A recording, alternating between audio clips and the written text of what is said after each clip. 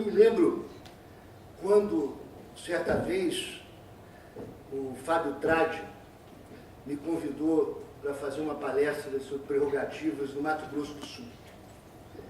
E quando eu comecei aquela palestra, eu quase chorei, porque o meu pai, que foi preso no Paraná, foi confinado em Mato Grosso do Sul e lá tomou 17 tiros e sobreviveu. E voltar ao Mato Grosso do Sul foi, para mim, quase um ato de anistia. Quero dizer que eu tenho orgulho do meu pai ter se formado aqui no Paraná, na Universidade do Paraná, em 1946, tendo sido preso político, advogado de preso político nessa cidade, em 64. Uma homenagem ao Sobral Pinto, neste momento da história do Brasil, é mais do que oportuna. Sobral é advogado, é de direita, religioso católico, um homem conservador que foi a favor da censura no início do regime de 64. Ao mesmo tempo, uma voz ativa contra as opressões ocorridas no Brasil. Talvez ou certamente a única figura que tenha exercido um papel tão relevante em duas ditaduras. Resistiu à ditadura de 1937, defendendo o Henri Berger e o Luiz Carlos Prestes, e atuou em defesa de presos políticos no regime de 64. Ou seja, a vida de Sobral é uma vida de resistência aos regimes de opressão. Mas, e aqui, querendo, diante de um evento multidisciplinar, e que o Paulo Sabino veio recitar poesias, eu trouxe um livro excepcional, velhinho, entre outros que tem na minha biblioteca sobre Sobral, chamado Sobral Pinto, Por que Defendo os Comunistas? E nesse livro tem uma poesia, porque eu gostaria de saber e identificar o que na vida de Sobral Pinto é exemplo para as nossas atuações hoje, na nossa realidade que o Brasil vive. Acho que primeiro vem o sentimento de justiça. Essa poesia diz o seguinte: em Porto Novo do Cunha, na Zona da Mata, o garoto morava numa casa. A casa tinha quintal, onde vivia a vasta velha mangueira. Ao voltar do colégio, o garoto puxava sua mãe pela mão. Vamos ver a mangueira. Naquele dia, contemplava a mangueira. A zoada chegava da rua. 3 homens arrastavam o tipo que se debate debaixo das pancadarias incessantes. A mãe do garoto treme e o garoto berra: seus covardes! Os policiais param, miram desdenhosamente o garoto e prosseguem. O garoto sente o frêmito percorrer seu corpo. Estamos em 1903. Acaba de nascer o patrono da legalidade, Heráclito Fontoura Sobral Pinto. Primeiro, o sentimento de justiça que o moveu por toda a sua vida. Depois, a independência. Há uma passagem no livro muito conhecida de quando o Sobral foi nomeado por um juiz chamado Targino Ribeiro para ser advogado ex officio. A famosa procuração de rato, né, que antigamente se dizia. Quando não tinha defensoria pública, o juiz nomeava um advogado para auxiliar o acusado nas audiências. Mas o juiz nomeou o Sobral e achava que assim ele iria prosseguir a audiência. Só que o Sobral, ao ser nomeado, diz ao juiz: senhor juiz, eu não posso funcionar, porque não conheço o processo. Eu peço a Vossa Excelência que adie o julgamento para que 2 a 3 dias, para que eu possa levar os autos, examiná-los e fazer realmente a defesa. Diz o Sobral: eu não tinha condição de fazer uma defesa fajuta. A independência do advogado perante o juiz. Outro ensinamento: o defender o diferente. Em um momento que estamos hoje, em que os advogados são tão mal compreendidos, os advogados criminalistas, nos assustamos esse fim de semana com uma revista Veja que relata os advogados como aqueles que ganham fortunas. Quem olhar a advocacia criminal por isso, não conhece a advocacia criminal, não conhece a história da advocacia criminal, não conhece como se forma um advogado criminal. Mas esse homem católico, esse homem anticomunista, vai defender exatamente as pessoas que pensavam diametralmente oposto dele. E aí a sua grande legitimidade. E nessa religiosidade toda, pergunta ao Sobral, a Fran estava lembrando dessa história agora mesmo, pergunta ao Sobral: mas por que você defende os comunistas? E ele, da maneira religiosa dele, diz o seguinte: eu sou católico, entendo que a minha função é odiar o pecado e amar o pecador. Daqui, não gostaria de fazer um apontamento que essa religiosidade merece uma atenção própria, em decorrência das permanências históricas de longa duração e a religiosidade como nós estamos vendo aplicada no direito hoje. Porque Sobral, com a sua religiosidade, toca em um ponto: compaixão, versus a religiosidade da punição, da inquisição, do sentimento de missão e de purificação, de impor o sofrimento ao outro, como fez Torquemada, e de uma sensação que hoje nós vivemos de inúmeras pessoas nesse país que acham que vão limpar o país, limpar pela prisão, pelo sofrimento.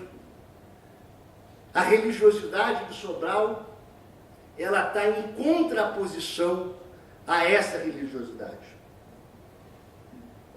Quero lembrar um momento absolutamente extraordinário que ficou marcado pela atuação de Sobral, que é quando ele faz uma petição em defesa de Ehrenberger, destacando a lei de defesas animais para aquele ser humano preso. Sobral tinha visto num jornal uma matéria de um sujeito que tinha sido condenado por maltratar um cavalo. E eu não sei se todos conhecem o que aconteceu com Ehrenberger. Ehrenberger foi preso junto com Prestes no Levante de 1935. Pois bem, para fazer uma pequena lembrança, o Prestes, que tinha sido Cavaleiro da Esperança, né, vira comunista depois do seu exílio, passa pela Rússia, vem com Olga Benário para o país, essa mulher extraordinária que foi entregue aos nazistas de presente, mandado pelo nosso país, que morreu em um campo de concentração. Só fazendo uma parte aqui, veja que mancha do Supremo Tribunal Federal. Uma mancha histórica que jamais se apagará. Portanto, o seguinte, o Supremo de hoje ainda vai responder pelas manchas que realiza quando julga errado, quando julga contra a Constituição. Mas o Henry Berger, preso, esse alemão, foi barbaramente torturado. Sua mulher foi estuprada inúmeras vezes na sua frente. O Henry Berger foi diversas vezes fuzilado com balas de festim, ele e a mulher, depois de serem obrigados a cavar sua própria cova. Foi colocado embaixo de uma escada, destruído. Essa escada por onde passavam os soldados. E lá permanecia, e o Sobral insistentemente ia ao juiz reclamar, exigir tratamento humano. Até que ingressou com uma das mais lindas petições da história do país, que foi uma petição pedindo que, se ele não era respeitado como ser humano, que fosse respeitado como animal. Todas essas histórias,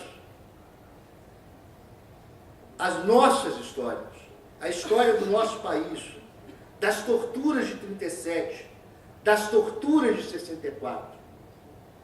Mas qual a diferença para 64?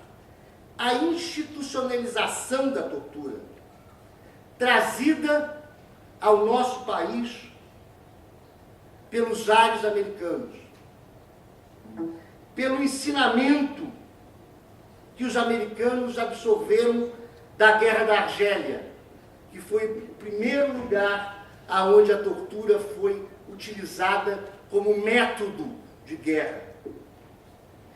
Que os americanos, apesar de lutarem contra o nazismo, absorveram do sistema nazista. Esse amálgama que não podemos esquecer que entre 1946 e 1964, nosso período democrático, nós fizemos as bases históricas para o golpe de 64. Conservadores fizeram as bases do golpe. Nossos militares, que lutaram contra os nazistas, foram levados para fazerem escolas nas escolas de guerra americana. E lá passaram a acreditar, com a doutrina da Guerra Fria, que vivíamos numa guerra absoluta. E que nessa guerra absoluta, os nossos militares deveriam lutar contra um inimigo chamado inimigo interno. Os Estados Unidos não invadiu o Iraque, porque 2 aviões bateram na Torre Gêmeas. Os Estados Unidos invadiu o Iraque por causa do petróleo. O Iraque não tinha nada a ver com os ataques das Torres Gêmeas. E nós não estamos vivendo no Brasil este momento em relação à corrupção. Nós estamos vivendo no Brasil esse momento em relação à geopolítica mundial. Basta ver a Globo. Coloque no Google e procure o seguinte: Snowden, fantástico, Petrobras. E vocês vão ver, antes dessa Operação Lava Jato, um programa fantástico, demonstrando que a CIA interceptava a Petrobras. Portanto, a corrupção já era conhecida há muito tempo.